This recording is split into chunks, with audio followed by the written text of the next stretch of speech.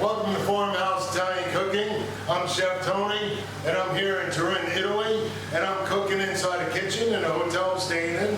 They were nice enough to let me come in and cook in the kitchen, and I'm making, what am I making? Oh yeah, I'm making steak Cacciatore, which has got, it's got green peppers in it, and they got it from the garden. We have some onion, garlic, butter, and a big piece of beef that we're gonna put in there. I'm braising the beef, I put in the vegetables, and then I'm gonna take the beef, I'm gonna put it back in there. I'm gonna get some tomatoes, and then I'm gonna put it in here. And once I put it in here, I'm gonna let it simmer inside the sauce, inside the tomato sauce, and let it break down inside the sauce, and then that meat's gonna get nice and tender. And then after that, I'll show you what I'm gonna do with it. Thanks for watching, hang in there. Yeah, because we'll just get a little bit. It's good, I can use it. They got me tomato puree, tomato sauce to go in here. In Italy now, Turin, Italy. I'm staying at Cascina Montiglio. A really nice little hotel in a little village. Italy. Not too far from Turin, Italy. And you really have to look it up. It's an older building that's been all revamped, all upgraded, and they call it a farm stay. Hey, we've been going on here about an hour and a half, and the beef is getting nice and tender in here. And I got some basil in there, and I thought, hey, they got some fresh rosemary. And I'm gonna put a little fresh rosemary in there. I just did it. And it's starting to smell really well over here. I haven't put the porcini mushrooms in yet, which, by the way, is from farm to table. Yeah, in Turin, Italy is where I'm cooking.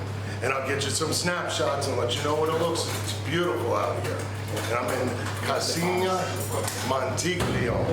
And it's in a little village just around the corner from Turin. And you would really love coming out to this farm stay. Brand new rooms, beautiful place, great people, and they're letting me cook in their commercial chicken kitchen. Sorry about that. All right, so what I'm doing here is I'm bringing it down, and I added a little water because the sauce was getting a little bit thick, okay? And the beef wasn't done yet. I want the beef to fall apart, you know, just cook all that connective tissue right out of it and let it nice and tender. So you bite into it and it just falls apart. And this was actually a 5-pound flank that they brought me. I asked them for maybe 1.5 pounds of chuck. They said, here, take this and cook this, and we'll just keep it for everybody, and we'll put it in the fridge, and we'll eat it. So I said, sure, I'll cook it. And I have shells going on in here. So what I decided to do is I'm going to stuff the shells with the cheese. They're giving me different goat cheeses that are from this region. That they told me that the goats go up and they eat the little flowers, and when they ingest the flowers and then they give the milk gets a certain flavor from the flowers that they eat, and then they make the cheese from it. And this is all regional stuff that I'm having a great opportunity to cook with. So really, hang in there. I got more coming. We're gonna be stuffing shells really soon. Is it up? Okay. I just put a whole bunch of fresh basil, and this basil is growing right outside that door. Fresh basil, cut up by one of my buddies here. Everybody's helping out because we're trying to get it to the table as fast as we can. We had to work all day, but I came back here and I was really looking forward to cooking, okay? So now I have the basil in there, and like I said, I had the rosemary in there. The beef shank, this is like a flank cut, I was saying, and it's starting to break down really nice. All the flavor is coming out of that flank right into the sauce, and we actually had a sauce that was in the jar that was really great product, and we didn't have enough. So a friend of mine went out and he picked out some nice fresh tomatoes and cut up the tomatoes, took the seeds out, took the skin off, said, here, Tony, you got more tomatoes.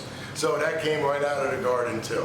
Cooking in Italy is really a great opportunity, and the reason for that, in at least this region, which is Turin, Italy, the northern part of Italy, up to the left of the boot, is a lot of regional a lot of regional cooking goes on here, and you get a lot of local products, and it's a lot of farm to table. And when you take it farm to table, I can't tell you how fresh it tastes in everything that you cook. You have a better chance when you do it this way. So if you give it a shot, look it up. It's Cascina Montiglio. And this is the name of the hotel, and they're gonna start a little restaurant in here in about 2.5, 3 months, which probably by the time you see this video will be even sooner. Look online, check it out on Google. It's a beautiful place, and I had a great time, been here for 2 weeks. So stay tuned, we got more coming. Thanks for watching so far. Okay, the beef is all nice and tender. I took a piece out and I cut it and it's just falling apart. It's just like shredding apart. So it's been simmering, I'd say probably about 2.5 hours now, almost 3. So I had the fresh porcini mushrooms, okay, that they brought me from outside. And being that they're fresh porcini mushrooms, they told me I have to cook these for 20 minutes, okay? No less than 20 minutes because they're fresh, okay? And that's just, they didn't give a reason why. So I won't ask, and I'm just gonna do it that way. So porcini mushrooms, put them in there, and this is gonna give really the final flavor on this dish. If you're doing this in your house, and you let this go, and it's simmering for 3 hours, you're making friends, okay? This is what's happening, okay? So the porcini mushrooms are gonna go in here, and they're gonna end up sitting in here on a low simmer, 20 minutes, and then when I'm finished, I'm gonna take the beef out of this, I'm gonna mix it with cheese, I'm gonna stuff it in shells, and then I'm gonna bake it in this sauce. You gotta watch the rest of this video, because I think you're gonna like this recipe. Stay tuned. This is what we're doing now. We're taking the cheese, we mixed Parmesan, a goat's cheese that I told you about, Ricotta cheese, Mozzarella cheese, and we put all these together. And I took some of the meat out, I chopped it up, it's tender. And I chopped it up, I put it in the cheese, and then I take just a little bit of sauce, all right, to give it a little color. You want it to go and get just a little pink, okay? Just a little bit of sauce. And here's the rule of thumb. When you had stuffing, okay? When you're stuffing, you're making something for lasagna or stuffed shells or anything like that.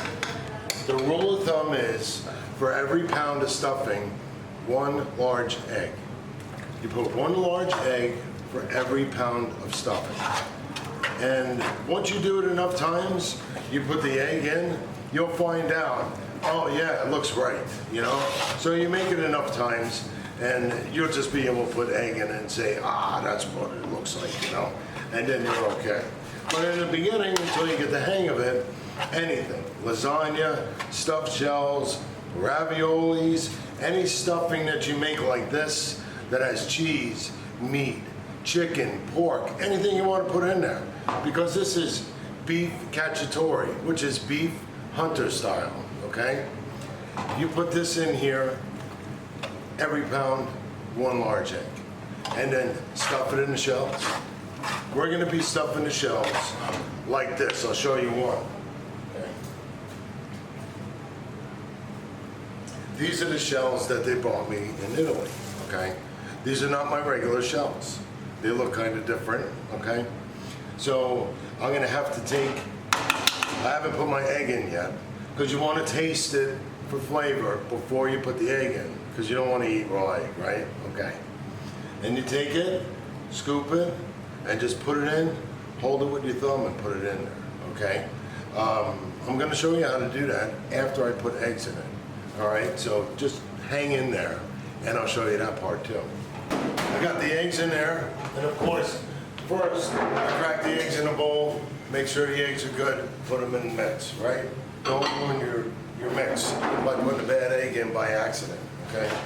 So, like I said, it's 1 large egg per pound of stuffing. And like I said, it goes for lasagna, ravioli, stuffed shells, anything that you're doing. This looks kind of stiff, okay? So I'm gonna put another egg in it. You can't go too far with eggs, but you can go not far enough.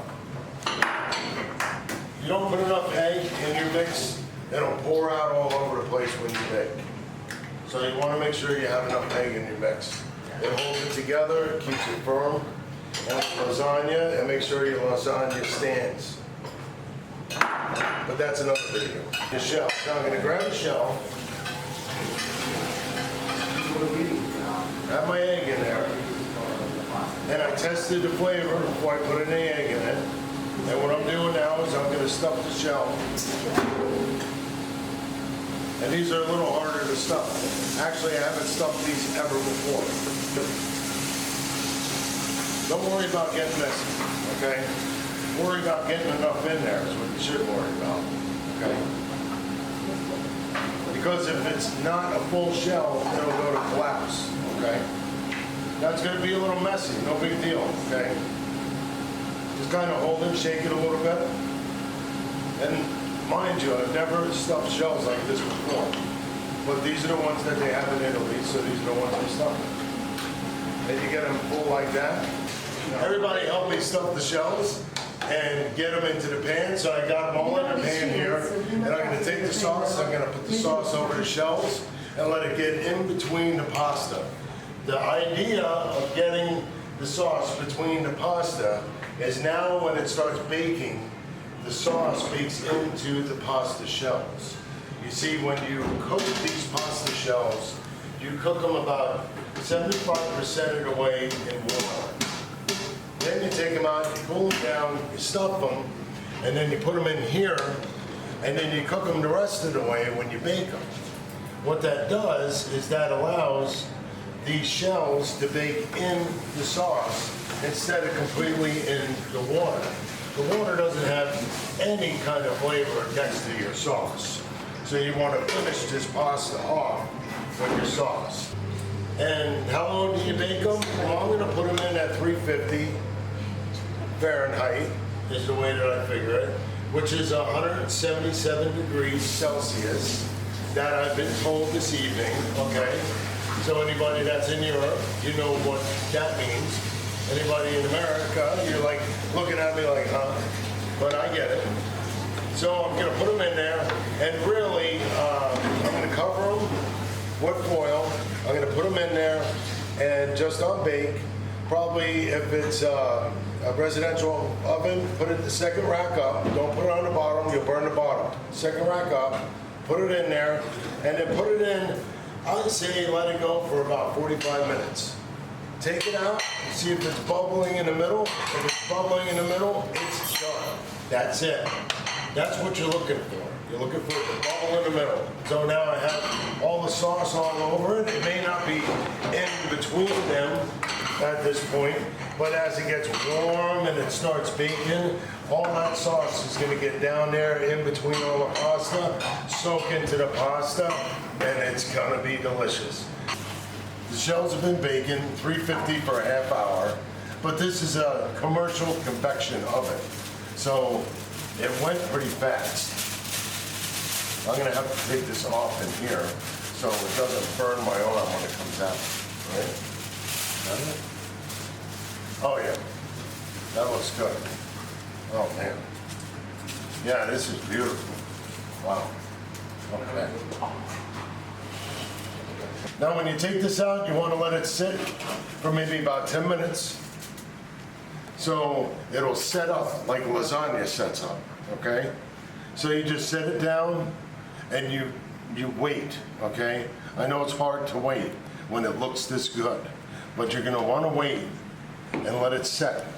Because if you take it and you lift it out now, all the stuffing is just gonna come all out. So you just let it sit there and you let it wait. Okay, so what we did with what was left over in the pot, we had the beef, okay? So we're taking the beef and we just put the beef and the sauce and we put it in here and we're just gonna take it, put it on the plate, we're gonna eat it. Right now, we're gonna do this, okay? All right, let me get a shell here. And I hope I let them sit long enough. You gotta bear with me because I've never worked with these before. Bravo Tony! Bravo!